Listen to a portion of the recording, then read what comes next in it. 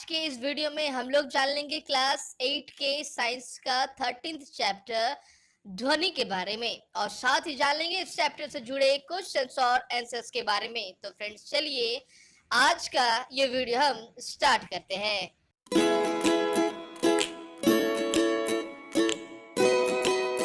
तो फ्रेंड्स जैसा आप सभी देख पा रहे हैं इस चैप्टर्स का हेडिंग है फ्रेंड्स ध्वनि। तो फ्रेंड्स इस चैप्टर्स में पहले हम लोग जान लेंगे कि आखिर इस चैप्टर्स में हमें कौन सी बातें बताई गई हैं। तो फ्रेंड्स इस चैप्टर्स में हमें बताई गई है कि ध्वनि यानी साउंड जो होती है वो किस तरह से पैदा होती है, ध्वनि किस तरह से ट्रेवल करती है, ध्वनि को हम यानी मनुष्य किस प्रकार से क्रिएट करते हैं और हम ध्वनि को किस प्रकार से सुन पाते हैं, ठीक है ना। साथ में आपको बताया गया है कि आखिर म्यूजिक क्या होता है, म्यूजिक भी एक ध्वनि होती है फ्रेंड्स, शोरगुल भी एक ध्वनि होता है। तो दोनों में आखिर क्या असमानताएं होती है, क्या डिफरेंसेस होती है, उनके बारे में भी आपको बताया गया है फ्रेंड्स, ठीक है ना। साथ में आपको ध्वनि के आयाम के बारे में बताया गया है, ध्वनि के आवृत्ति के बारे में बताया गया है कि किस तरह से आप आयाम आवृत्ति क्या होती है ध्वनि की, किस तरह से आप डिफरेंशिएट कर पाएंगे। यह आपको समझने में काफी हेल्प करेगी आखिर ध्वनि क्या होती है, किस प्रकार से गमन होती है, ठीक है ना। और विभिन्न प्रकार की जो आवृत्तियां होती है फ्रेंड्स वह विभिन्न प्रकार के मनुष्यों की अलग अलग होती है, ठीक है ना। आयाम जो होते हैं वो अलग अलग होते हैं, ठीक है ना।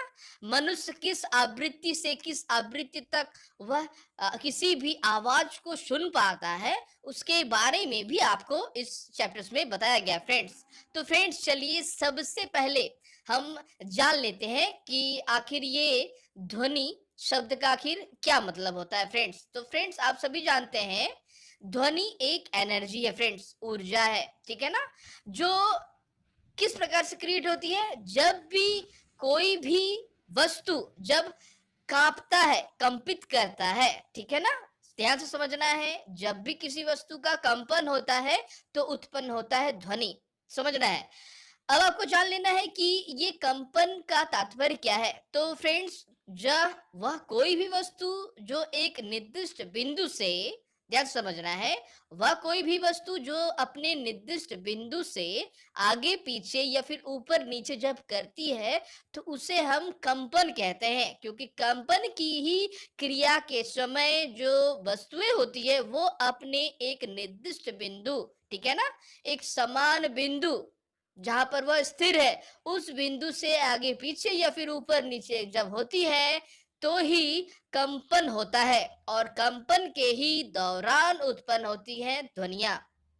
तो फ्रेंड्स चलिए देख ले रहे हैं कि आखिर आप ध्वनि को किस प्रकार से पैदा कर सकते हैं। तो फ्रेंड्स ध्वनियां पैदा होती है, आप सभी जानते हैं कि जब भी हम किसी म्यूजिकल इंस्ट्रूमेंट को बजाते हैं, जैसे आप सभी जानते हैं म्यूजिकल इंस्ट्रूमेंट यानी कहने का तात्पर्य जैसे भी वाद्य यंत्रों को बजाया जाता है, तबला को बजाया जाता है, ठीक है ना।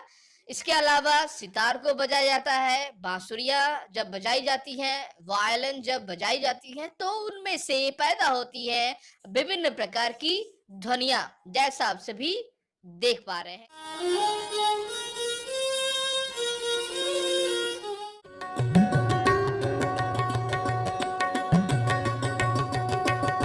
तो फ्रेंड्स आपने जाना कि किस प्रकार से जो म्यूजिक है, जो ध्वनियां हैं वह उत्पन्न हो रही है वाद्य यंत्रों से, ठीक है ना। आपने तबले में भी जाना कि तबले को जो पीटा जा रहा है, तबले में जनरली साधारणतः 3 प्रकार की झिल्लियां होती हैं, तनी हुई, ये आप देख पा रहे हैं ये झिल्लियां हैं, ठीक है ना। तना हुआ एक स्ट्रक्चर होता है, ये आप देख पा रहे हैं, ये तना हुआ होता है, काफी तन के ये तैयार होता है। और ये जो आप देख पा रहे हैं रस्सों को, इससे तान दिया जाता है ताकि इस पर अगर पीटा जाए तो आवाजें होने लगती है, कंपन के साथ कंपन होती है तो ही आवाजें उत्पन्न होती है फ्रेंड्स, ठीक है ना। इसमें 3 प्रकार की झिल्लियां होती हैं। अब है आपको जान लेना कि आखिर ये जो ध्वनियां होती है ना फ्रेंड्स, जो तारों के माध्यम से, अगर तारों को हम, ये आप देख पा रहे हैं जिस प्रकार सितार में है, तारों के माध्यम से जो ध्वनियां उत्पन्न होती है ना फ्रेंड्स, उन्हें हम अनुप्रस्थ तरंगों के आधार पर उत्पन्न होने वाली ध्वनियां भी कहते हैं। ध्यान से समझना है। ठीक है फ्रेंड्स, अब हम लोग जान लेंगे कि आखिर जो ध्वनियां है वह किस प्रकार से किसी कंपित वस्तुओं के द्वारा उत्पन्न होती है। ठीक है ना, जैसा आप सभी देख पा रहे हैं। तो फ्रेंड्स, इसके लिए आपने कई बार देखा होगा कि आखिर जब भी विद्युत जो घंटी होती है, ठीक है ना, जो इलेक्ट्रिक बेल होता है, उसके बेल के आवाज से जो है वो हमें सुनाई पड़ती है। ठीक है ना, इलेक्ट्रिक बेल का आवाज आपने कई बार सुना होगा अपने स्कूल्स में, अपने घर में। ठीक है ना, तो फिर हम डोर को ओपन करने जाते हैं, या फिर जब हम स्कूल में होते हैं तो एक जो समय होता है, पीरियड्स होता है, वो खत्म होता है। ठीक है ना, वो ध्वनिया को सुनकर, वह ध्वनि कैसे उत्पन्न होती है आप सभी जानते हैं। धातुओं में एक विशेष प्रकार की क्षमता होती है जिसे पीटने से उससे आवाज जो है वह निकलती है। ठीक है ना, तो कंपन होने से ही आवाज जो निकलती है, वह कंपन से ही आखिर आवाज की उत्पत्ति होती है। तो फ्रेंड्स, इसके लिए सबसे पहले हम क्या करेंगे, एक प्रकार का कोई भी धातु को प्लेट ले लेंगे, धातु का। ठीक है ना, फिर उसे जब आप लकड़ी के द्वारा जब पीट रहे होंगे, ठीक है ना, तो आप देखेंगे कि उससे आवाज जो है वह निकल रही है।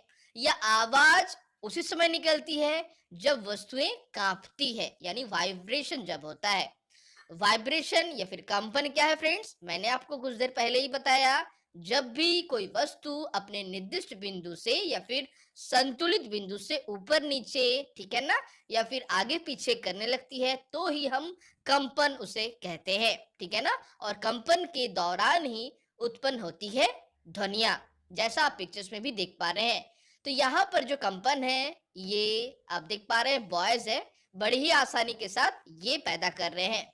अगर इस लकड़ी के सहायता से, अगर इस मेटल की धातु को, ठीक है ना, अगर पीटा जाए धीरे ही, बड़े ही आसानी के साथ, बड़े ही प्यार के साथ, आसानी से धीरे धीरे पीटा जाए, तो आवाज भी काफी मधुर होगा।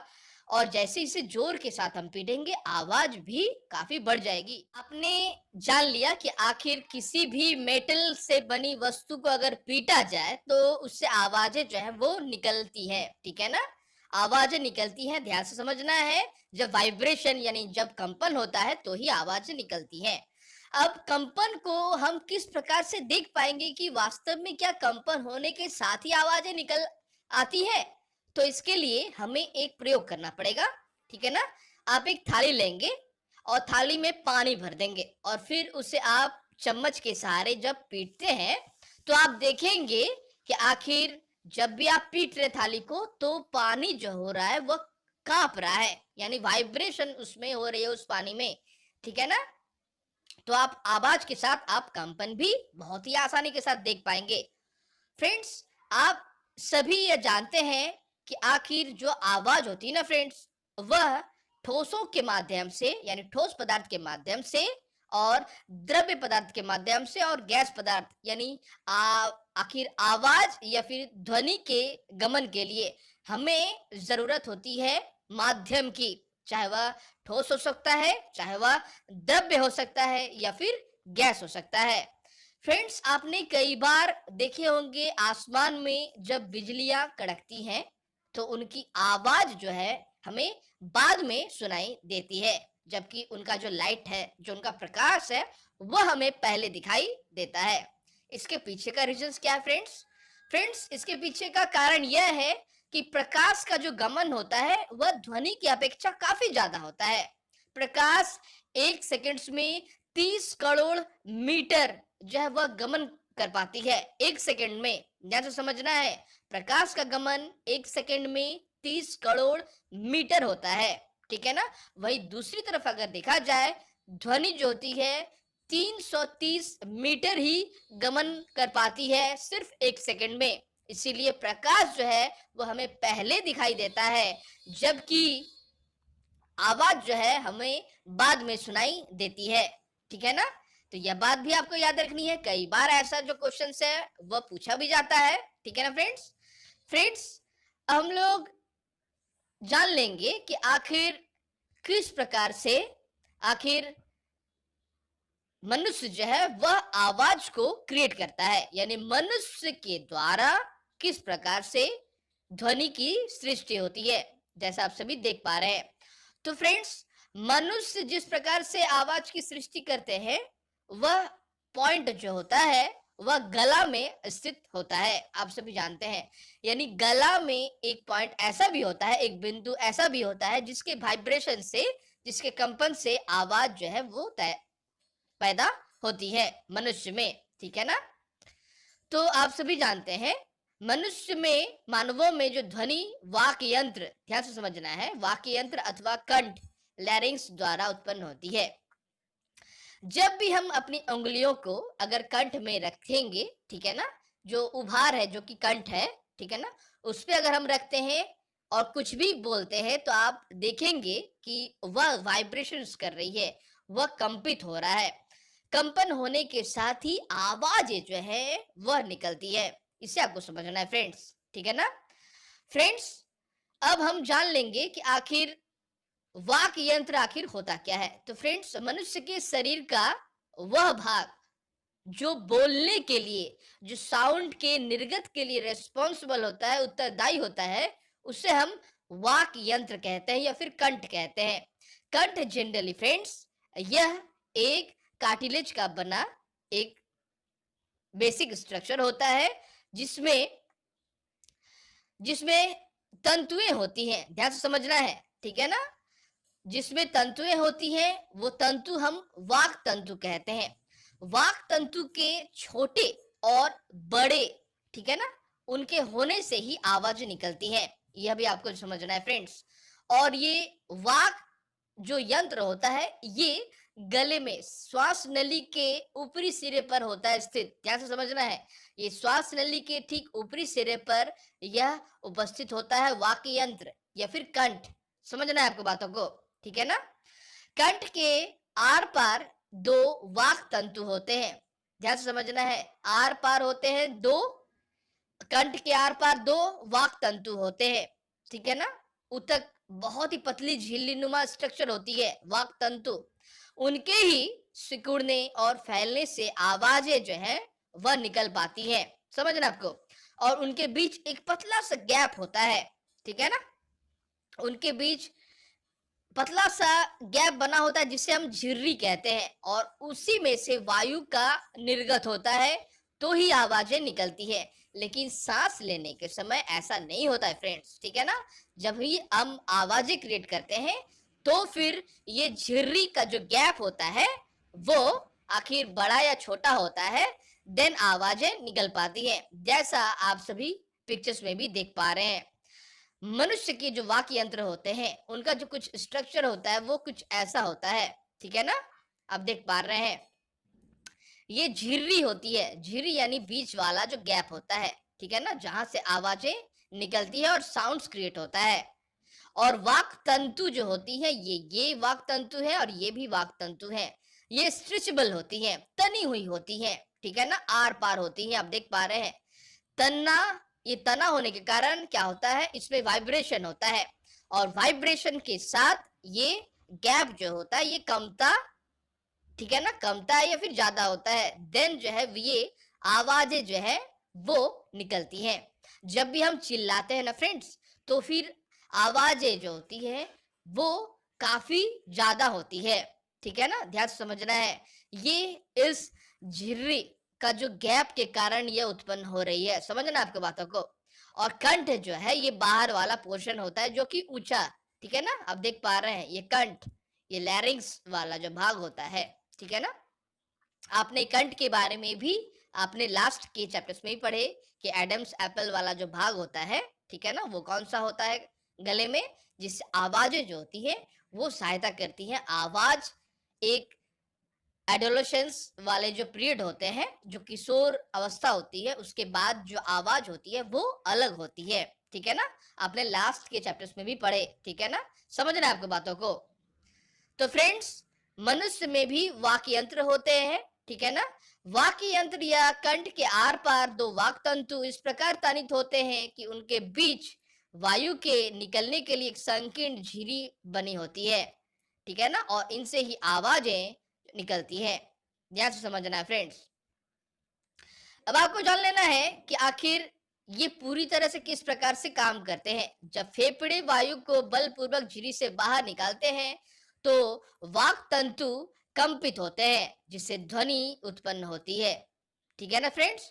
वाक तंतु से जुड़ी मांसपेशियां तंतुओं को तना हुआ या फिर ढीला कर सकता है। ठीक है ना, समझना आपको बातों को। जब वाक तंतु तने हुए और पतले होते हैं तब वाक ध्वनि का प्रकार या उसकी गुणता वाग ध्वनि से भिन्न होती है। जब वाग तंतु ढीले और मोटे होते हैं, ठीक है ना, तो उनका भी जो आवाज होती है कुछ अलग रूप का होता है। ठीक है ना, समझ रहे हैं आपकी बातों को। आप सभी जानते हैं कि वाक तंतु जो होता है ना फ्रेंड्स, वो तारत्व को प्रभावित करते हैं। समझना है आपको बातों को फ्रेंड्स। जनरली जो साधारण रूप से मनुष्यों में, ठीक है ना, जो कि में जो वाक तंतु जो होते हैं, ठीक है ना, उसकी लंबाई होती है 1.75 सेंटीमीटर से 2.25 सेंटीमीटर। ठीक है ना, इनके बीच इनका लंबाई होती है। और वहीं मनुष्यों में, महिलाओं में आखिर ये वाक तंतु कितने लंबे होते हैं? इनकी लंबाई 1.25 सेंटीमीटर से 1.75 सेंटीमीटर के बीच की होती है। समझ रहे हैं आपको बातों को। ये डिफरेंशिएट, ठीक है ना, ये अंतर जनरली तारत्व को प्रभावित करता है। समझ रहे हैं आपको बातों को, ठीक है ना। अब आपको जान लेना है कि आखिर इस यही कारण है कि जो पुरुषों का जो आवाज है महिलाओं के आवाज से भिन्न होती है। ठीक है ना। पिच जो होता है वो महिलाओं के पिच काफी ज्यादा होते हैं पुरुषों की तुलना में। ठीक है ना, समझ रहे हैं आपकी बातों को। पुरुष के जो आवाज होते हैं वो महिलाओं की तुलना से कम होते हैं। ठीक है ना, समझ रहे हैं आपकी बातों को। अब है आपको जान लेना कि आखिर ध्वनि का जो संचरण के लिए हमें माध्यम की आवश्यकता होती है। जैसा मैंने आपको वीडियोस के स्टार्टिंग में ही बताया, ध्वनि के गमन के लिए हमें आवश्यकता होती है ठोस की, द्रव्य की या फिर गैस की। अगर आप ठोस को पीटते हैं, ठीक है ना, किसी भी सॉलिड या ठोस पदार्थ को, तो आप देखेंगे कि उन ठोस से आखिर आवाज निकल रही है। ठीक है ना। जब भी हम किसी लिक्विड में, ठीक है ना, समझना आपको बातों को, अगर लिक्विड में अगर हम कोशिश करें आवाज को सुनने की, तो मान लेते हैं एक बाल्टी हम लेंगे जो कि पानी से भरा हुआ है, या फिर एक टब लेंगे और अंदर में घंटी बजाने की कोशिश करेंगे, कोई भी घंटी लेकर, और फिर अपने कान को इस प्रकार से पानी के अंदर रखते हैं कि पान में कानी प्रवेश ना करे, लेकिन कान जो है वो पानी के अंदर ही रहे। आप जब भी घंटी बजाते हैं तो बड़ी ही आसानी के साथ आप जो भी द्रव्य में उपस्थित जो आवाजें हैं घंटी की, वो आप बड़ी आसानी के साथ सुन पाएंगे। ठीक है ना, समझना आपको। यानी ध्वनि के गमन के लिए ठोस की भी आवश्यकता हो गई। ठीक है ना। जब भी आप किसी भी लकड़ी को अगर आप पीटते हैं, ठीक है ना, लकड़ी को भी पीटेंगे तो भी आवाज एक स्थान से दूसरे स्थान को स्थानांतरित होगी। ठीक है ना। द्रव्य में भी आवाज स्थानांतरित हो रही हैं। आपने देखा कि किस प्रकार से प्रयोग के माध्यम से, कि किस प्रकार से द्रव्यों में भी आवाजें हम सुन पाते हैं। अगर हम द्रव्य में उपस्थित रहे तो शर्त यही है आपका, ठीक है ना। द्रव्य के अंदर की या फिर किसी भी वाटर सोर्स, किसी भी पानी के स्रोत में जो भी आवाजें हैं, ठीक है ना, उसके अंदर में जो भी आवाजें हैं वो आप एयर में से या फिर किसी भी नदी के किनारे, समुद्र के किनारे आप खड़े रहकर उसके अंदर की आवाज को आप नहीं सुन पाएंगे। उस आवाज को सुनने के लिए आपको उस आखिर द्रव्य में ही उतरना है, यानी उस पानी के सोर्स में उतरना है, तो ही आवाजें आप सुन पाएंगे। समझना है आपको बातों को, ठीक है ना। अब है आपको जान लेना कि आखिर किस प्रकार से वायु में भी संचरित होती है।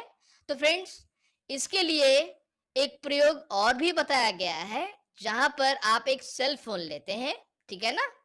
सेल फोन को अगर आप किसी ग्लास में रखते हैं और ग्लास में रखने के बाद जब उस पर घंटी बजाई जाती है तो वह आराम से सुनाई देती है। लेकिन उसी ग्लास को जब आप मुंह से सटाकर, ठीक है ना, उसके अंदर की वायु को खींच लेते हैं तो घंटी, बजती हुई घंटी जो कि ग्लास के अंदर है, वह सुनाई नहीं देती है। इसके इससे पूरी तरह से यह प्रमाणित हो जाता है कि आखिर साउंड के गमन के लिए गैसों की जरूरत होती है। ठीक है ना? तो गैस के अभाव में क्या साउंड्स गमन कर पाएंगे? तो इसका उत्तर होगा नहीं फ्रेंड्स। आप देख पा रहे हैं हमारा जो अगला शब्द है वह है निर्वात। तो फ्रेंड्स निर्वात कहने का तात्पर्य है वायु शून्य स्थान, जहां पर वायु नहीं होती है वहां पर क्या साउंड गमन करती है? तो फ्रेंड्स इसका उत्तर होगा नहीं। ठीक है ना? समझ रहे हैं आपकी बातों को? यानी साउंड के गमन के लिए हमें आवश्यक होती है ठोस की, द्रव्य की या फिर गैस की, यानी तीनों के ही माध्यम से आवाजें बड़ी आसानी के साथ संचरित होती हैं। तो फ्रेंड्स अब आपको जान लेना है कि हम आवाजों को किस तरह से सुन पाते हैं। तो फ्रेंड्स आप सभी जानते हैं हम आवाज को सुन पाते हैं कान के माध्यम से। कानों की ही सहायता से हम आवाज को सुन पाते हैं।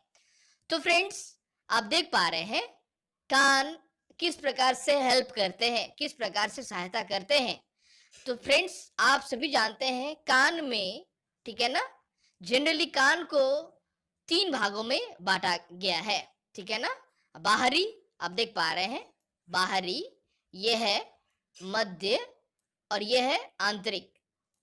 और कान में जो भी आवाजें हम सुन पाते हैं कान के माध्यम से वह कर्णपटह के माध्यम से हम सुन पाते हैं। ध्यान से समझना है। कर्णपटह आखिर क्या होता है फ्रेंड्स? तो कर्णपटह एक झिल्ली नुमा स्ट्रक्चर होता है। कर्णपटह एक तानित रबड़ की एक शीट के समान होता है जो कि कंपन के माध्यम से ही कंपित करके यह बताता है कि आखिर आवाज क्या है। ठीक है ना? समझना है आपको। कर्णपटह कंपन के आंतर कर्ण यानी इनर ईयर को भेजता है। ठीक है ना? वहां से वो संकेत मनुष्य के मस्तिष्क में भेज दिया जाता है डिफरेंट प्रकार के नर्व के माध्यम से। ठीक है ना? देन हम आवाज को सुन पाते हैं। इस कर्णपटह को हम टेम्पेनिक मेम्ब्रेन भी कहते हैं। इसे आपको समझना है। ठीक है ना? ये जो बाहरी कान है ना और मध्य कान और बाहरी कर्ण, ठीक है ना, इन दोनों के बीच में उपस्थित होता है। यानी ये कर्णपटह, ठीक है ना, ये बाहरी कान और मध्य कान के बीच में यह उपस्थित होता है। इसी में विभिन्न प्रकार की जो आवाजें होती है ना फ्रेंड्स, आप देख पा रहे हैं पिक्चर्स में भी, ये आवाजें आखिर जब इस पर हिट करती है, समझना आपको ध्यान से, जब इस मेम्ब्रेन पर, इस झिल्ली पर हिट करती हैं तो कंपन होता है, आवाजें क्रिएट होकर उत्पन्न करती है एक वाइब्रेशन। वो वाइब्रेशन इस तीनों हड्डियों के माध्यम से काफी इंपॉर्टेंट है फ्रेंड्स। ठीक है ना? इसे आपको समझना है। पहले चलिए जान लेते हैं कि आखिर इन 3 हड्डियों के आखिर नाम क्या है। फ्रेंड्स आप देख पा रहे हैं इन तीनों हड्डियों के नाम है मैलियस, इनकस और स्टेपिस। आप देख पा रहे हैं ये है मैलियस, ये है इनकस और ये है स्टेपिस। स्टेपिस हमारे शरीर की सबसे छोटी हड्डी है। याद रखना है, ये कई बार आपको एग्जाम्स में भी पूछे जाते हैं। ठीक है ना? और इस प्रकार से यह कर्णपटह पर उपस्थित जो भी वाइब्रेशन हो रही है उसे इस हड्डी नुमा स्ट्रक्चर जो कि आगे पीछे दोलन करता है वह इस नर्व तक पहुंचाता है और देन नर्व जो है वो मस्तिष्क तक पहुंचाता है आवाज को। देन हम सुन पाते हैं कि आखिर सामने क्या बोला जा रहा है।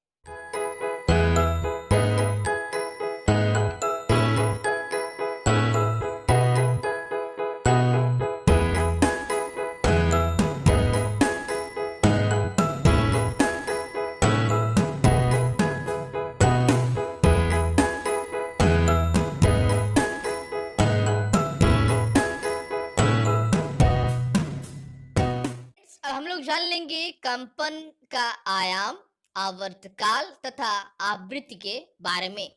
तो फ्रेंड्स दोलन गति क्या है? तो फ्रेंड्स दोलन गति के बारे में आपने लास्ट के क्लासेस में भी पढ़े थे कि आखिर किसी भी वस्तु का बार बार इधर उधर गति करना, आगे पीछे ऊपर नीचे गति करना ही कंपन कहलाता है। ठीक है ना?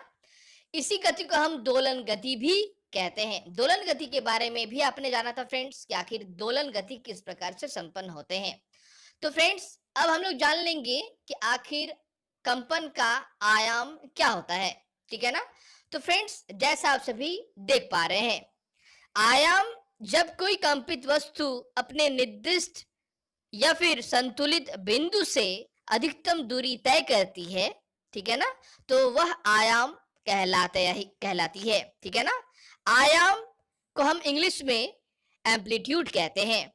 आयाम कम होने से आवाज कम होती है और आयाम के ज्यादा होने से जो आवाजें हैं वह भी ज्यादा होती है। समझ रहे हैं आपको बातों को फ्रेंड्स, ठीक है ना। फ्रेंड्स अब हम लोग जान लेंगे कि आखिर ये आवृत्ति क्या है।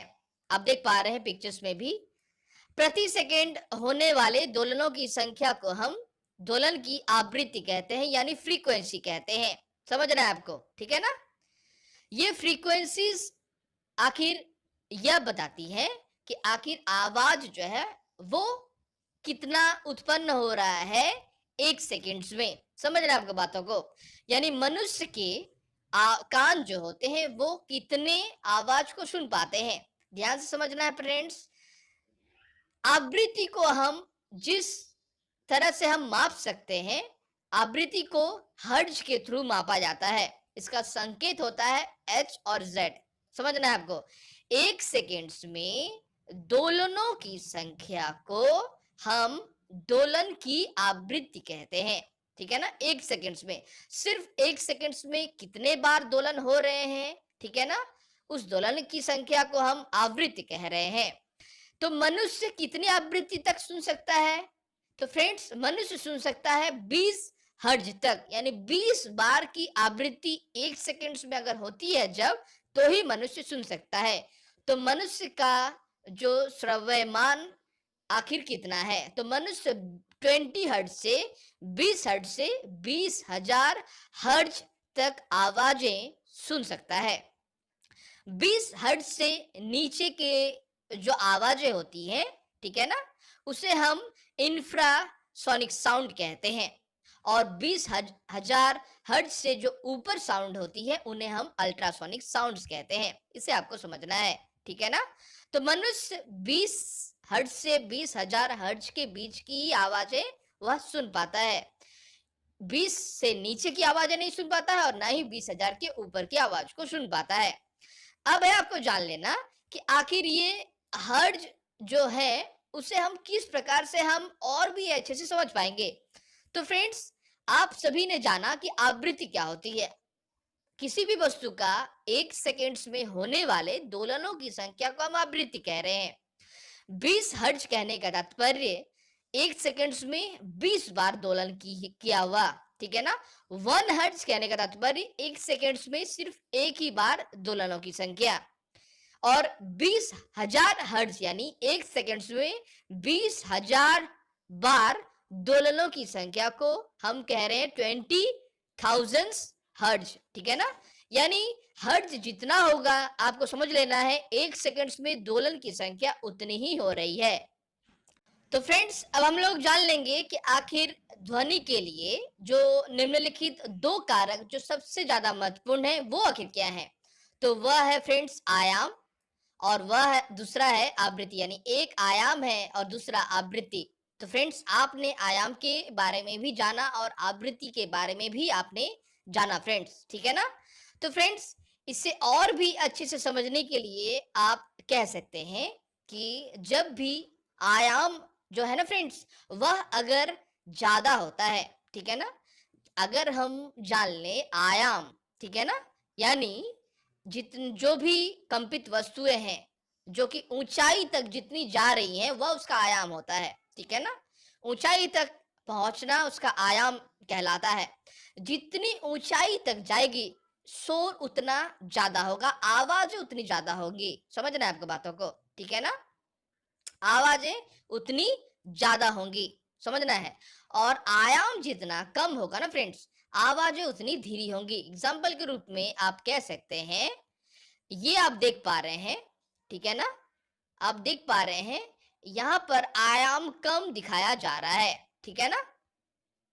ये आयाम कम है, यानी ये जो ऊंचाई है ये काफी कम है। आप देख पा रहे हैं ये ऊंचाई काफी कम है, और आयाम को आप ज्यादा बता सकते हैं। ठीक है ना? किस प्रकार से आप ज्यादा बता सकते हैं फ्रेंड्स?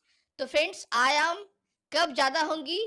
जब वह मध्य बिंदु से, संतुलित बिंदु से काफी ज्यादा ऊपर नीचे जब करती है, यहाँ पर आयाम काफी ज्यादा है। ठीक है ना? आप समझ पा रहे हैं? तो आयाम का ज्यादा होने का तात्पर्य ये हुआ कि आवाजें काफी जोर से हैं, ये आवाजें काफी धीमी हैं। ठीक है ना? समझना है। यानी प्रबलता, ठीक है ना? समझना है। प्रबलता जो होती है वो आयाम पर निर्भर करती है। ठीक है ना? और अब हम लोग जान लेंगे आगे कि आखिर ध्वनि के प्रबलता और तारतम्य के बारे में, जैसा आप सभी देख पा रहे हैं पिक्चर्स में भी। तो फ्रेंड्स, चलिए जान लेते हैं कि आखिर ध्वनि की प्रबलता तथा तारतम्य आखिर हम किसे कहते हैं। तो फ्रेंड्स, जैसा आप सभी देख पा रहे हैं, प्रबलता जो होती है, प्रबलता बताती है कि कोई आवाज या फिर ध्वनि कितना ऊंचा है, या फिर आप कह सकते हैं कितना तीखा है, या कितना शोर है उस आवाज में। ठीक है ना? प्रबलता कहलाती है। यानी वह प्रबलता हमेशा क्वालिटी ऑफ साउंड के बारे में बताती है। और हम लोग जान लेंगे पिच यानी तारतम्य के बारे में। तारतम्य हमेशा हमें उस वस्तु के कंपन की दर के बारे में बताती है फ्रेंड्स, समझना है। ठीक है ना? कंपन की दर, यानी आप कह सकते हैं कि जो पिच है, जो तारतम्य है, वह फ्रीक्वेंसी से रिलेटेड है, यानी आवृत्ति से संबंधित है। ठीक है ना? आप ऐसा कह सकते हैं कि जो आयाम है ना फ्रेंड्स, वह प्रबलता पर निर्भर है सीधे रूप में, और जो आवृत्ति है ना फ्रेंड्स, वह तारतम्य पर निर्भर है। यानी अगर एम्पलीट्यूड, यानी अगर हम आयाम ज्यादा कहें तो लाउडनेस भी ज्यादा होगा, और आवृत्ति अगर ज्यादा होगी तो पिच या फिर श्रिलनेस भी ज्यादा होगी। समझ रहे हैं आपकी बातों को फ्रेंड्स? ठीक है ना? और अगर कम एम्पलीट्यूड होगा, यानी कम आयाम होगा, तो फिर क्या होगा? लाउडनेस भी कम हो जाएंगी। ठीक है ना? समझना है। और कम अगर आवृत्ति होती है तो पिच भी वह कम हो जाएगा। समझना है आपको। यानी पूरी रूप से कहा जाए तो जो आयाम होती है वह वाइब्रेशन के साइज पर, यानी कंपन के साइज पर निर्भर करती है, जबकि जो आवृत्ति होती है वह वाइब्रेशन के स्पीड्स पर, ठीक है ना? समझना है, स्पीड पर, उसकी दर पर निर्भर करता है। तो फ्रेंड्स, आपने जान लिया कि आखिर ध्वनि की जो प्रबलता होती है ना फ्रेंड्स, वह उसके आयाम पर निर्भर करती है। आयाम किसी भी वस्तु का, कंपित वस्तु का जो आयाम है, ठीक है ना, वह जितना अधिक होगा ध्वनि उतना ही प्रबल होगा। आयाम अगर कम होता है तो इसका मतलब ध्वनि भी काफी धीमी है। आयाम क्यों? आयाम जो होता है, जो ऊंचाई जो प्राप्त करती है, वह अगर कम होता है ना फ्रेंड्स, इसका मतलब आवाज धीमी है। ऊंचाई अगर कंपित वस्तु अधिक प्राप्त करता है, इसका मतलब आवाज काफी प्रबल है। ठीक है ना फ्रेंड्स? अब आपको समझ लेना है कि आखिर जो आवृत्ति होती है, ठीक है ना, आवृत्ति वह किस तरह से हेल्प करती है। तो आवृत्ति ध्वनि की तीक्ष्णता या फिर तारतम्य को निर्धारित करती है। ठीक है ना? ध्वनि की तीक्ष्णता, जैसे उदाहरण के रूप में कहा जाए, एक पुरुष की तुलना में एक महिला के आवाज, यानी महिला की ध्वनि की तीक्ष्णता जो होती है वह काफी ज्यादा होती है फ्रेंड्स। ठीक है ना? इसीलिए मान लिया जाए, महिला की आवाज काफी दूर से सुनाई देती है, समझना है, और पुरुष की आवाज जो है वो काफी दूर से सुनाई नहीं देते हैं। ध्वनि की जो तीक्ष्णता होती है, जो तारतम्य होता है, वह महिला की ज्यादा होती है। ठीक है ना? समझना है आपको बात को। यानी जो नंबर ऑफ ऑसिलेशंस, जो दोलन की गति हो रही है, वह ज्यादा होती है महिलाओं में, ठीक है ना। क्योंकि महिला में आपने जान लिया कि जो वाक यंत्र में, ठीक है ना, जो भी उपस्थित जो भी झिल्लियां थी उनके बीच का जो गैप था वह काफी कम था, ठीक है ना। समझना है आपको बातों को। तो एक महिला और एक पुरुष की तुलना में, यानी महिला जब एक आवाज से जब बातें बोलती है, उसी प्रेशर से जब पुरुष बात बोलता है तो महिला की आवाजें काफी तीक्ष्ण होती है, यानी वह उसके आवृत्ति पर निर्भर है। नंबर ऑफ वाइब्रेशंस जो होते हैं, दोलनों की संख्या महिलाओं में ज्यादा होती है, इसीलिए वह काफी दूर से सुनाई देती है, ठीक है ना। समझना है आपको। यदि कंपन की आवृत्ति अधिक है तो हम कहते हैं कि ध्वनि तीखी है, जैसा मैंने कहा आपको फ्रेंड्स, ठीक है ना। अगर यदि कंपन की आवृत्ति अगर कम है तो हम कहते हैं कि ध्वनि का तारतम्य भी कम है, ठीक है ना। उसी प्रकार से मान लिया जाए एक शेर और एक सीटी, एक विसल, ठीक है ना, दोनों को बजाया जाए, शेर और सीटी, तो आप देखेंगे जो ध्वनि की जो तीक्ष्णता होती है वह सीटी की काफी ज्यादा होती है शेर के मुकाबले, ठीक है ना। ध्यान से समझना है। तो सीटी की जो विसल जो होती है, सीटी की जो ध्वनि की तीक्ष्णता होती है वह शेर के मुकाबले काफी ज्यादा होती है, ठीक है ना। उसकी कंपन की संख्या काफी ज्यादा होती है, ठीक है ना। समझना आपको बातों को। तो फ्रेंड्स, इस तरह से सवाल आपको पूछे जा सकते हैं एग्जामिनेशंस में, ठीक है ना। याद रखना है, जो छोटे जो भी लड़कियां होती हैं, जो छोटे होते हैं, छोटे बच्चे, ठीक है ना, छोटी लड़कियां जो होती हैं, उन दोनों में अगर कंपेयर कंपेयर किया जाए तो भी छोटी लड़कियों की जो आवाजें होती हैं, छोटे बच्चों की जो आवाज होती है वो दूर से सुनाई देती है, क्योंकि उनमें आवृत्ति जो होती काफी ज्यादा होती है। वही मनुष्य की जो आवृत्ति होती है, यानी वयस्क मनुष्य की जो आवृत्ति होती है वह काफी कम होती है। समझना आपकी बातों को। मनुष्य वयस्क वयस्क होने के बाद मनुष्यों की आवृत्ति काफी कम होती है, ठीक है ना, महिलाओं की तुलना में या फिर छोटे बच्चों की तुलना में। समझना आपकी बातों को। यहाँ पर आपको बताया गया है, आप देख पा रहे हैं ध्वनि के तारतम्य को बताया गया है। एक सीटी, ठीक है ना, और एक ढोलक बजाया जा रहा है। जिस तरह मैंने सीटी और शेर का उदाहरण लिया, आप देख पा रहे हैं, ठीक है ना। नंबर ऑफ ऑसिलेशंस आप देख पा रहे हैं, ठीक है ना। आप देख पा रहे हैं नंबर ऑफ ऑसिलेशंस एक सेकंड्स में कितना है, ठीक है ना। यहाँ पर आपको बताया जा रहा है डिफरेंशिएट, आपको बताया जा रहा है कंपन की आवृत्ति कम है, ठीक है ना, तो ध्वनि का तारतम्य भी कम होगा, ठीक है ना। आप देख पा रहे हैं यहाँ बताया जा रहा है। फ्रेंड्स, अब हम लोग आगे बढ़ेंगे और समझने की कोशिश करेंगे कि आखिर ढोल और सीटी से हमें क्या समझाया जा रहा है। जैसे ढोल मंद आवृत्ति से कंपित होता है, इसलिए हम कम तारतम्य की ध्वनि उत्पन्न करता है। वहीं दूसरी ओर सीटी की आवृत्ति ज्यादा होती है और इसलिए अधिक तारतम्य की ध्वनि वो पैदा करती है। पक्षी जो होता है वह उच्च तारतम्य की ध्वनि उत्पन्न करता है, जबकि शेर का दहाड़ का जो तारतम्य है, तारतम्य समझना है, तारतम्य वह मंद होता है। तथापि लेकिन समझने वाली बात यह भी है कि शेर की दहाड़ अत्यधिक प्रबल है, जबकि पक्षी की ध्वनि काफी दुर्बल होती है फ्रेंड्स, ठीक है ना। इसलिए आपको अच्छे से बातों को समझना है। पहले आप प्रतिदिन वयस्क और बच्चों की भी आवाज सुनते हैं, उनकी आवाज में भी काफी डिफरेंट होता है, काफी डिफरेंशिएट होता है, अंतर होता है, ठीक है ना। बच्चों की आवाज जो होती है वह वयस्क की आवाजों की आवृत्ति से वह काफी ज्यादा होती है। समझना है आपको। और ऐसा मैंने आपको वीडियोस में भी बताया कुछ देर पहले कि सामान्यतः एक महिला की आवाज किसी पुरुष की अपेक्षा अधिक आवृत्ति की होती है और अधिक तीखी होती है, इसलिए वह सुनाई देती है काफी दूर से, ठीक है ना।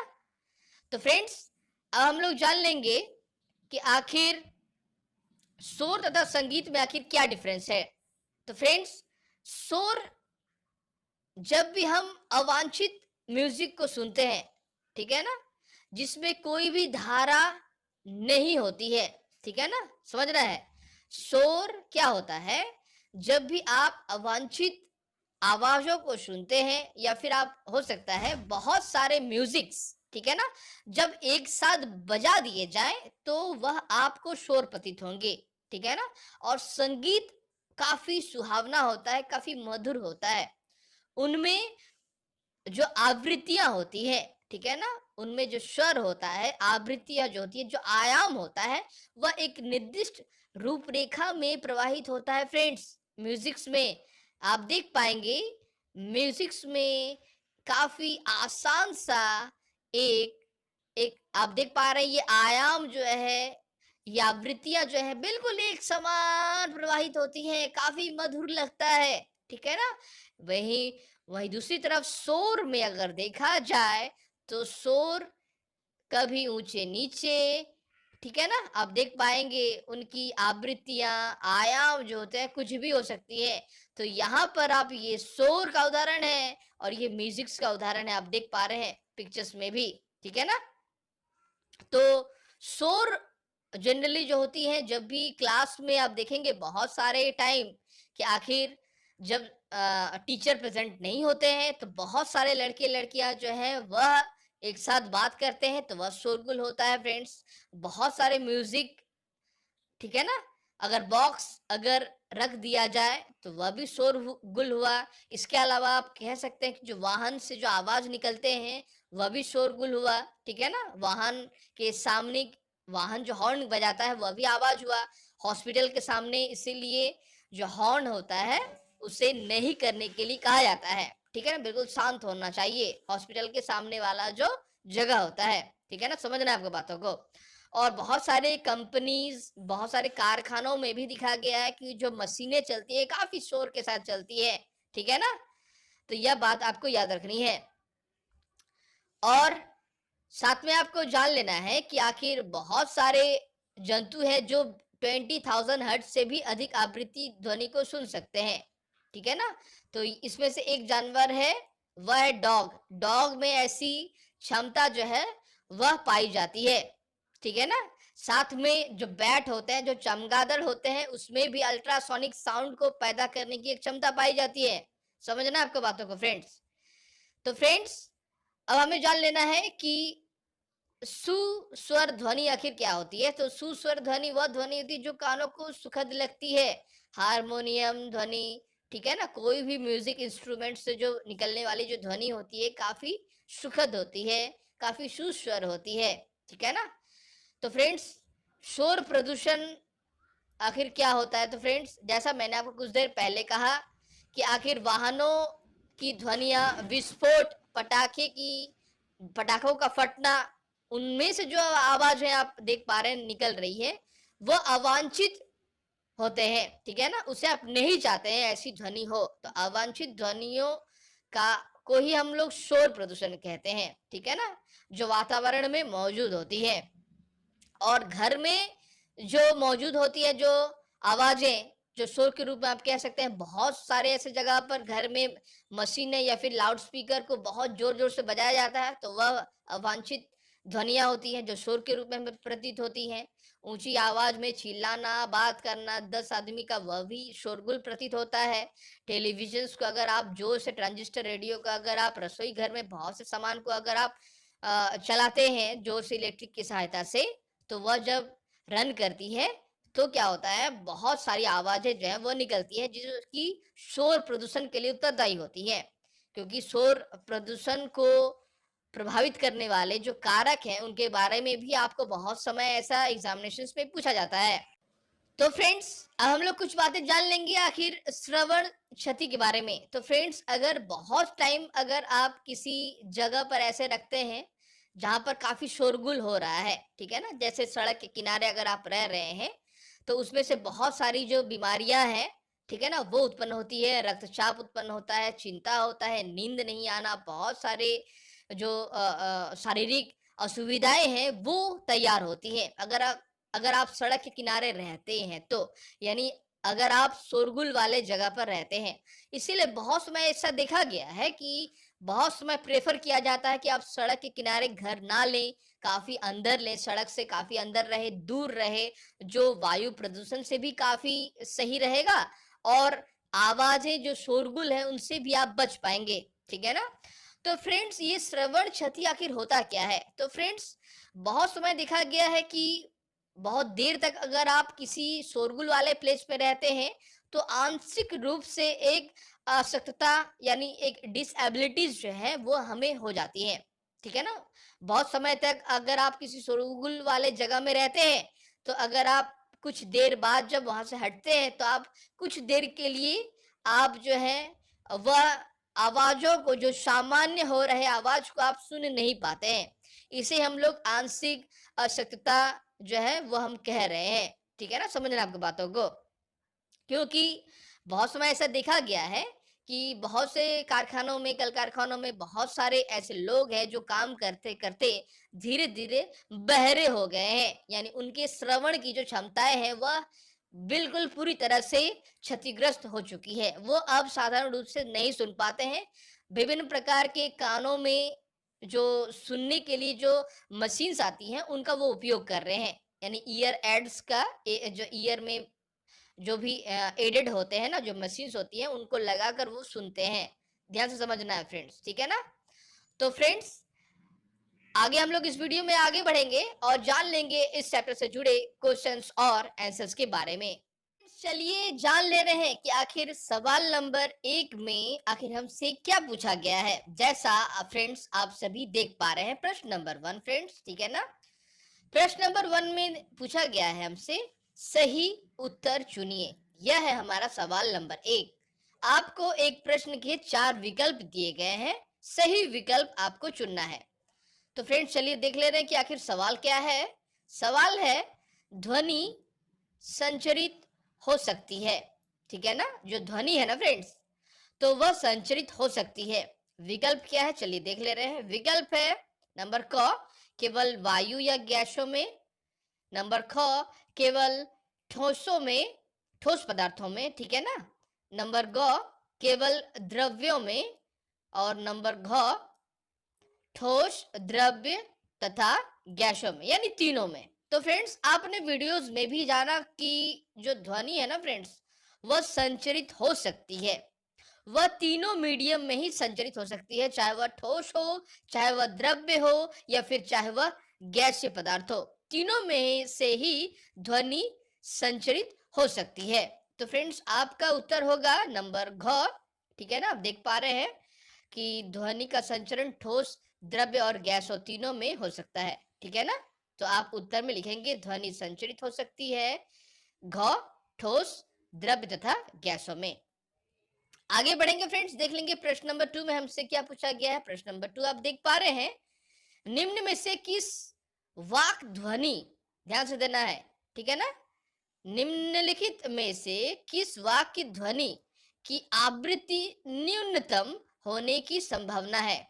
जो वाक ध्वनि है उसमें से जो आवृत्ति होगी, ठीक है ना, फ्रीक्वेंसी जिसका होगा वह न्यूनतम किसका होने की संभावना है। विकल्प क्या है, चलिए देख ले रहे हैं।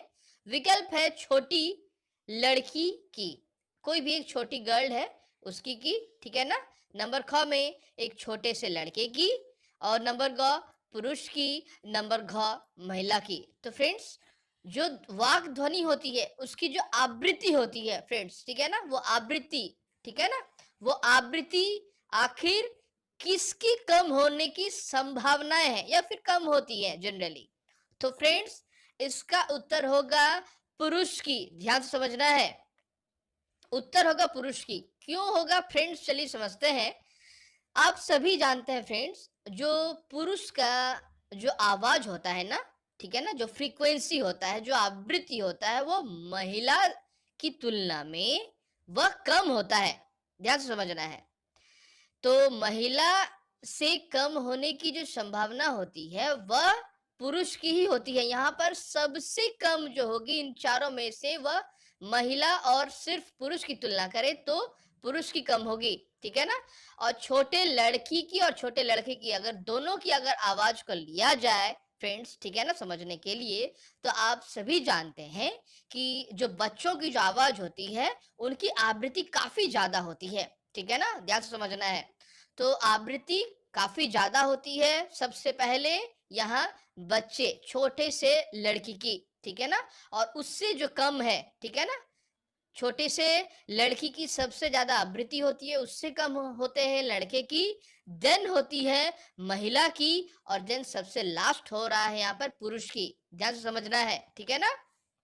अगर हम तुलना करें एक सीटी, ठीक है ना, अगर हम इसे समझते हैं इस तरह से, एक सीटी या फिर शेर के गर्जन की, शेर की जो गर्जन की जो आवृत्ति है ना फ्रेंड्स, ठीक है ना, समझना है, शेर के गर्जन की जो आवृत्ति है वह सीटी, ठीक है ना, एक कंपेयर करें सीटी, ठीक है ना, विशल जिसे हम लोग कह रहे हैं, ठीक है ना, तो विशल का जो आवृत्ति होती है वह शेर के आवृत्ति की तुलना में कई ज्यादा होती है, ठीक है ना, समझना है आपको बातों को।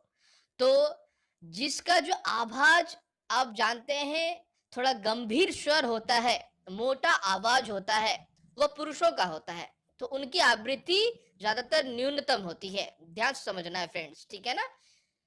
फ्रेंड्स आगे बढ़ेंगे और जान लेंगे प्रश्न नंबर 3, ठीक है ना। प्रश्न नंबर 3 में हमसे आखिर क्या पूछा गया है।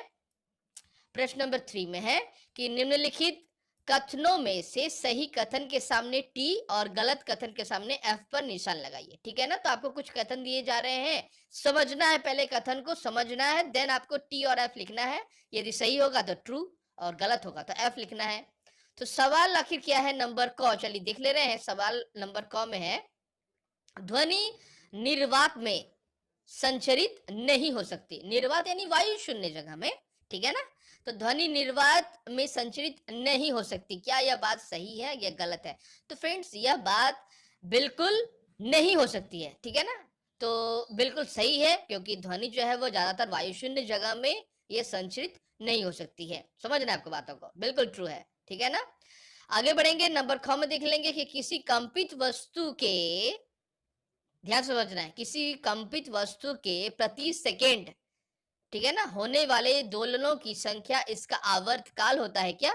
तो फ्रेंड्स आप सभी जानते हैं, जो भी कंपित वस्तु हो रही है, ठीक है ना, ध्यान से समझना है, जो भी कंपित वस्तु हो रही है उसका जो प्रति सेकेंड होने वाले जो दोलन होते हैं उन्हें हम आवृत्ति कहते हैं। क्या कहते हैं, उन्हें आवृत्ति। ध्यान से समझना है, उसका आवर्तकाल नहीं, ठीक है ना। तो जो भी कंपित वस्तु एक सेकंड में दोलन की जितनी सारी संख्या होती है वह उसकी आवृत्ति कहलाता है, ना कि आवर्त आवर्तकाल। समझना है, ठीक है ना। तो यह जो सेंटेंस हो गया आपका पूरी तरह से गलत हो गया, ठीक है ना। पहला वाला ट्रू था, सही था, और दूसरा वाला गलत हो गया।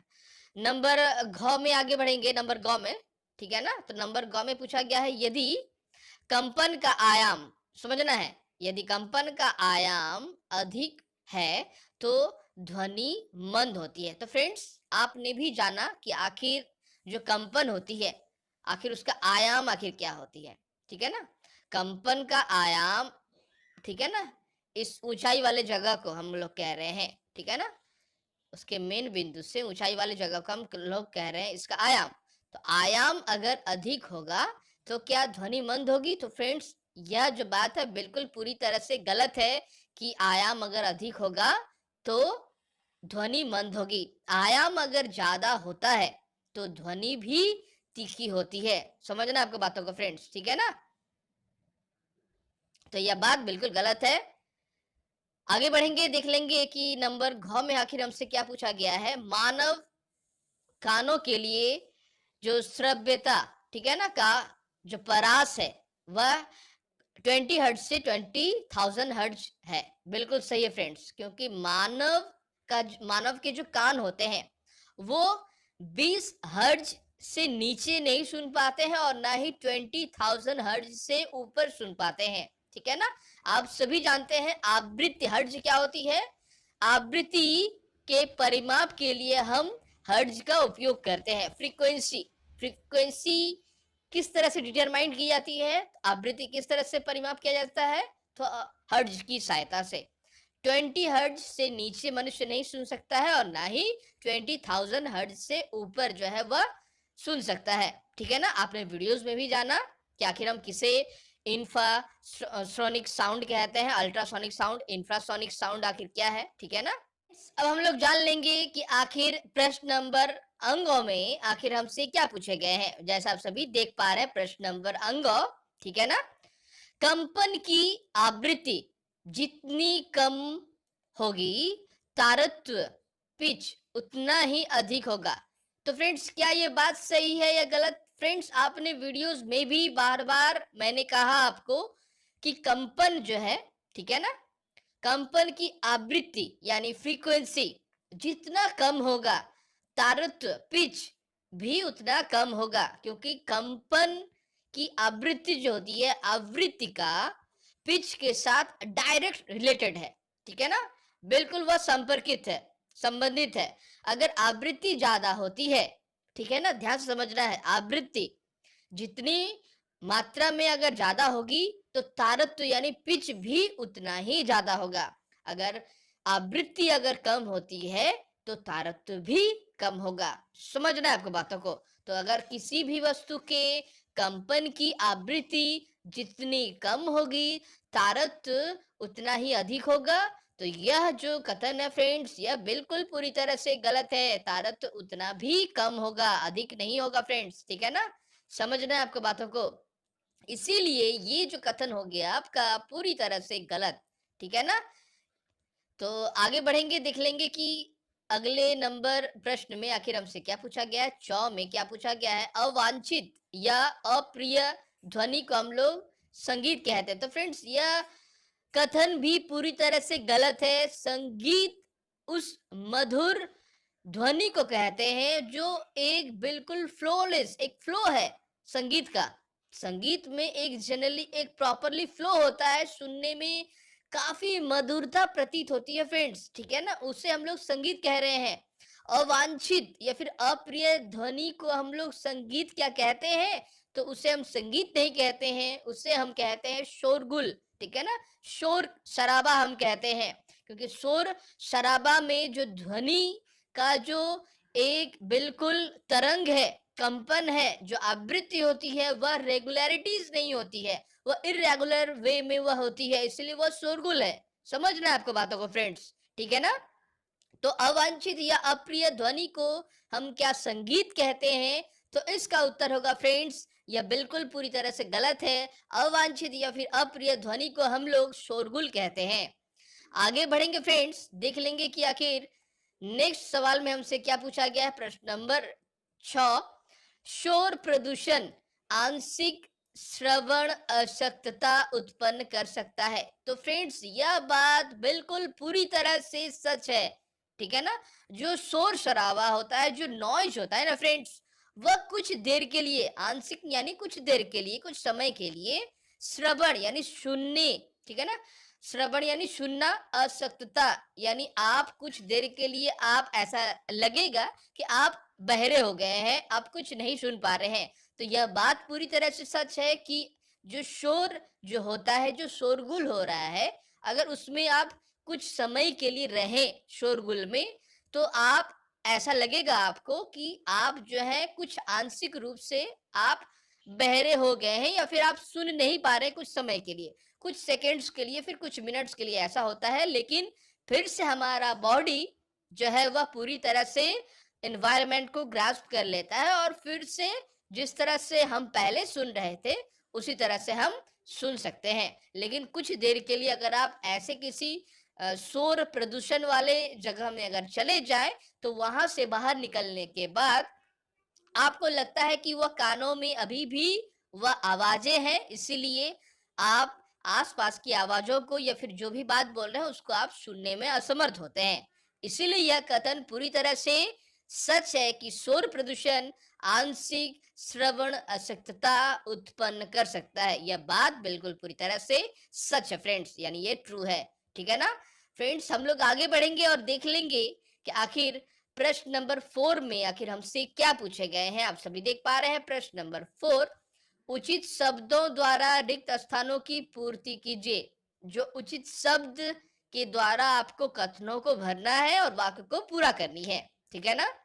तो चलिए देख ले रहे हैं कि आखिर सवाल आखिर क्या है। नंबर क में पूछा गया, किसी वस्तु द्वारा एक दोलन को पूरा करने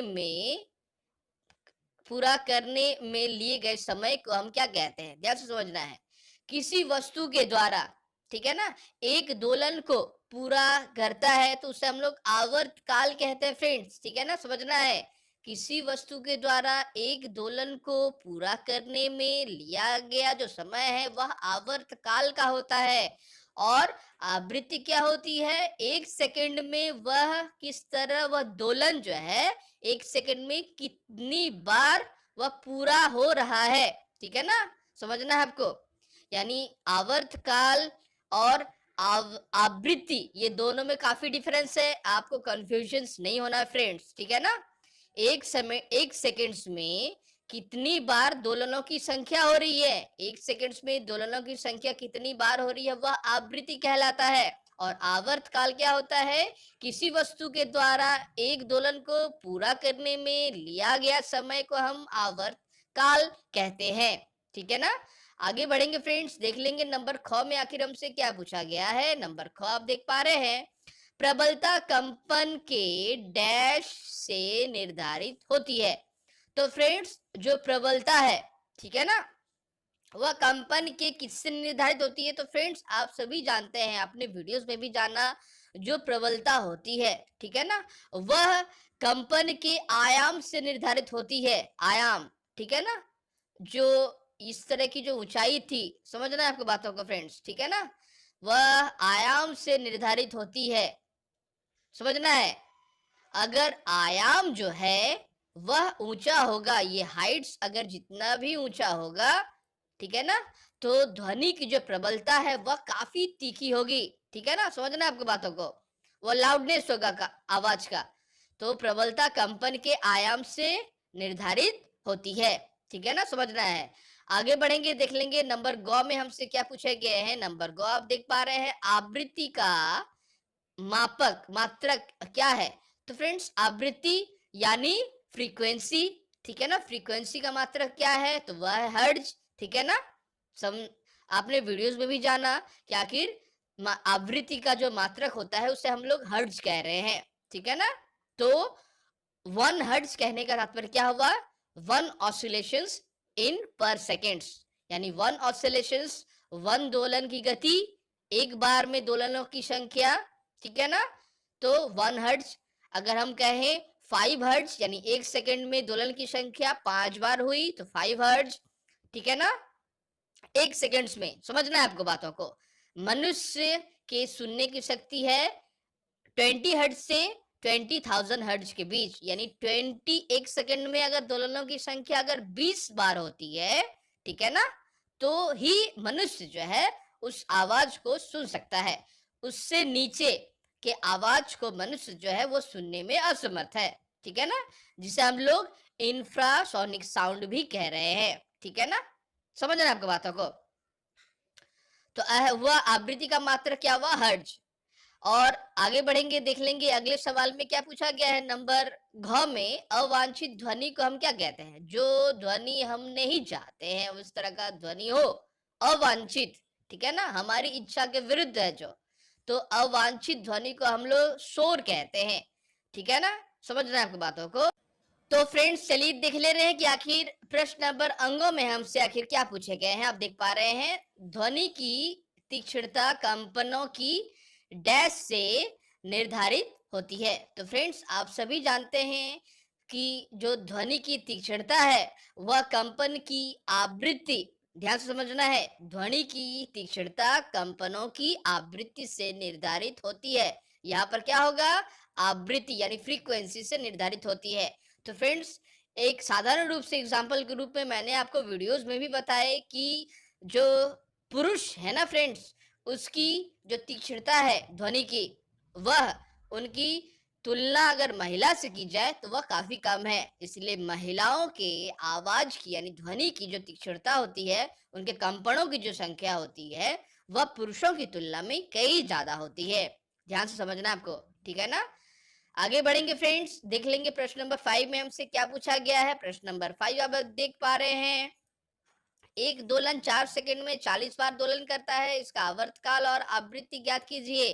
तो फ्रेंड्स जैसा मैंने आपको वीडियोस में भी आखिर बताया कि आखिर किस तरह से आवर्तकाल हम निकालते हैं और किस तरह से हम आवृत्ति ज्ञात करते हैं। आवर्तकाल के लिए जो लगा समय है, ठीक है ना, समझना है आपको। आवर्तकाल के लिए जो कंपित वस्तु उसका लगा समय, ठीक है ना। और दोलनों की संख्या मान लेते हैं ये 4 सेकंड में है ना, एक दोलन 4 सेकंड में, तो लगा समय कितना है 4 सेकंड, दोलनों की संख्या 40, अगर डिवाइड करते हैं तो उसका आवर्त काल हो गया 0.1 सेकंड, समझना है। और उसी तरह से आवृत्ति, ठीक है ना, आवृत्ति को निकालने के लिए सबसे पहले आपको दोलनों की संख्या, ठीक है ना, बटे लगा समय, लगा जो भी लगा समय उससे डिवाइड करना है। तो दोलनों की संख्या अगर 40 होती है और लगा समय यदि 4 सेकंड का होता है तो आवृत्ति निकल के आती है 10 हर्ट्ज की, ठीक है ना। तो फ्रेंड्स, आपने जान लिया कि आखिर आवर्त काल हम किस तरह से निकालते हैं और किस तरह से आवृत्ति को भी हम ज्ञात कर पाते हैं। आगे बढ़ेंगे फ्रेंड्स, देख लेंगे प्रश्न नंबर 6 में हमसे आखिर क्या पूछा गया है। प्रश्न नंबर 6 आप देख पा रहे हैं, एक मच्छर अपने पंखों को 500 कंपन प्रति सेकंड की औसत दर से कंपित करके ध्वनि उत्पन्न करता है। कंपन का आवर्त काल कितना है? तो आवर्त काल के लिए मैंने आपको कुछ देर पहले ही बताया, लगा समय और दोलनों की संख्या, यानी लगा समय बटा दोलनों की संख्या। तो लगा समय हम मान लेते हैं 1 सेकंड का है, यानी क्योंकि यहाँ प्रति सेकंड कहा गया है इसीलिए 1 सेकंड, और दोलनों की संख्या होती है 500 यानी 500। तो कंपन का आवर्तकाल क्या होगा फ्रेंड्स? कंपन का आवर्तकाल अगर हम डिवाइड करें तो 0.002 सेकंड्स का हो रहा है इस कंपन का आवर्तकाल, ठीक है ना फ्रेंड्स। समझना है आपको बातों को, मैंने इसके बारे में वीडियोस में भी आपको बताने की पूरी तरह से कोशिश की फ्रेंड्स, ठीक है ना। तो फ्रेंड्स चलिए आगे बढ़ते हैं और देख ले रहे हैं प्रश्न नंबर 7 में हमसे आखिर क्या पूछा गया है। निम्न वाद्य यंत्रों में उस भाग को पहचानिए जो ध्वनि उत्पन्न करने के लिए कंपित होता है। जैसे नंबर क में ढोलक, नंबर ख में सितार और नंबर ग में बांसुरी, ठीक है ना। तो वो आखिर वाद्य यंत्र के उस भाग को आपको पहचानना है जो कि ध्वनि उत्पन्न करने के लिए कंपित होता है या फिर कंपित किया जाता है। तो ढोलक में क्या कंपित होता है फ्रेंड्स? तो आप सभी जानते हैं ढोलक में 3 झिल्लियां होती है जो ध्वनि उत्पन्न करने के लिए कंपन करती है ढोलक में। और वहीं दूसरी तरफ देखा जाए नंबर ख में सितार के लिए, तो सितार में तनिक तार यानी तना हुआ तार होता है, उसके कंपन होने पर वे ध्वनियां उत्पन्न करते हैं, ठीक है ना। और वहीं तीसरी तरफ अगर देखा जाए बांसुरी, तो बांसुरी एक पवन संगीत वाद्य यंत्र है, पवन यानी हवा के द्वारा जिसे बजाया जा सकता है फूंक कर, ठीक है ना। तो बांसुरी एक पवन संगीत वाद्य यंत्र है जो ध्वनि उत्पन्न करने के लिए वायु स्तंभ का उपयोग करता है। ध्यान से समझना है, ठीक है ना, क्योंकि उसमें से कई सारे छेद होते हैं और उस छेद को ही पार करके ध्वनि यानी आवाज की सृष्टि होती है। चलिए देख ले रहे हैं कि आखिर प्रश्न नंबर 8 में आखिर हमसे क्या पूछे गए हैं। प्रश्न नंबर 8 आप देख पा रहे हैं, शोर तथा संगीत में क्या अंतर है, ठीक है ना। क्या कभी संगीत शोर बन सकता है, यह आपको पूछा गया है। तो फ्रेंड्स चलिए देख ले रहे हैं इस सवाल का उत्तर आखिर हमें किस तरह से लिखना है।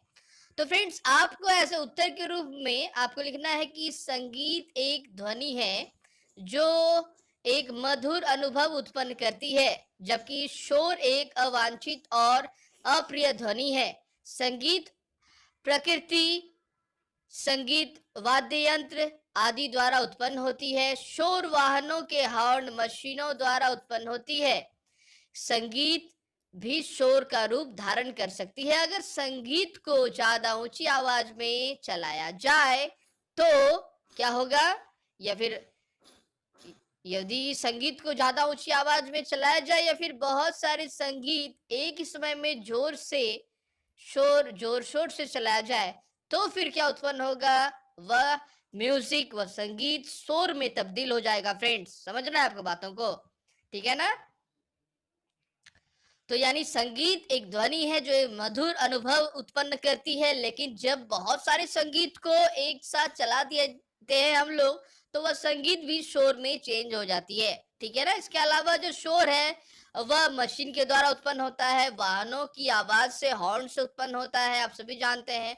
ये सभी शोर का रूप लेते हैं, ठीक है ना, समझना है आपको बातों को।